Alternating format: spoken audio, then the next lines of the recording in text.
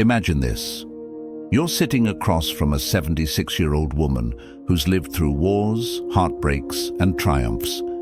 She leans in, looks you straight in the eye, and says something so simple yet so profound that it stops you in your tracks. What do you think she said?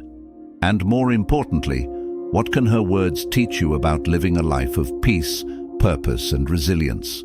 Stick around, because this isn't just advice. It's a blueprint for a better life. Stoicism isn't just about reading Marcus Aurelius or Epictetus. It's about finding wisdom in the everyday, in the people around us, and in the stories they carry. Today, I want to share with you a story, a conversation really, that changed the way I see life. It's about an elderly woman, 76 years old, who shared a piece of advice so powerful that it's stayed with me ever since. And here's the thing, it's not complicated. It's not some secret formula or ancient text. It's something so straightforward that most people overlook it. But when you really understand it, it can transform how you handle stress, failure, and even success. So, let's dive in. Here's the problem. Life is messy. It's unpredictable. One day everything's going great, and the next, it feels like the world's falling apart. We all face challenges, whether it's losing a job, dealing with a broken relationship, or just feeling stuck in a rut. And when those challenges hit, it's easy to feel overwhelmed, lost, or even angry. We start asking questions like, why is this happening to me? Or, how do I fix this? But what if I told you there's a better way to approach these problems? A way that doesn't just help you survive, but helps you thrive. That's where this story comes in. Part 1. The meeting. I met her in a small cafe on a rainy afternoon. She was sitting by the window sipping tea, and there was something about her presence, calm, steady, like she'd seen it all and wasn't fazed by any of it.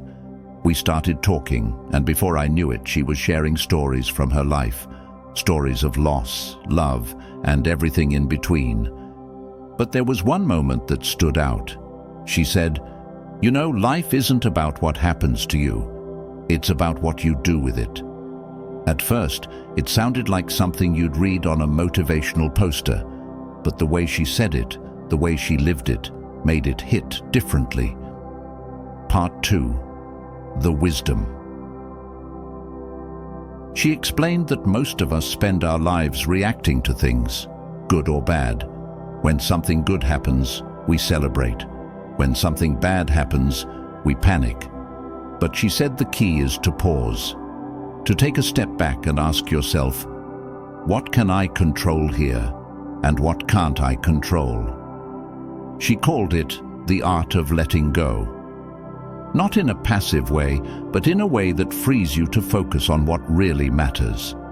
She told me about losing her husband years ago, how she could have let the grief consume her, but instead she chose to focus on what she still had, her family, her health, her ability to help others, and that choice, she said, made all the difference. Part 3. The Stoic Connection. This is where Stoicism comes in. The idea of focusing on what you can control and letting go of what you can't is at the heart of Stoic philosophy. Marcus Aurelius wrote, "You have power over your mind, not outside events. Realize this, and you will find strength." And that's exactly what this woman was saying. She didn't call herself a Stoic, but she lived like one. She understood that life isn't about avoiding pain or chasing pleasure. It's about finding meaning in whatever comes your way. Part 4.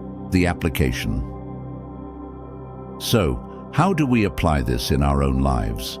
Let's say you're dealing with a tough situation at work. Maybe you didn't get the promotion you wanted, or your boss is being unreasonable. The Stoic approach, and this woman's advice, would be to ask yourself, what can I control here? Maybe it's your attitude, your effort, or how you communicate. Focus on that. Let go of the rest.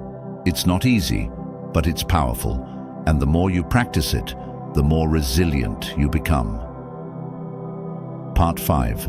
the bigger picture. This isn't just about handling problems, though. It's about living a meaningful life. This woman told me that the happiest people she's known aren't the ones who've had the easiest lives. They're the ones who've learned to find joy in the little things, to appreciate what they have, and to keep moving forward no matter what. And that, she said, is the real secret to a good life. Part 6.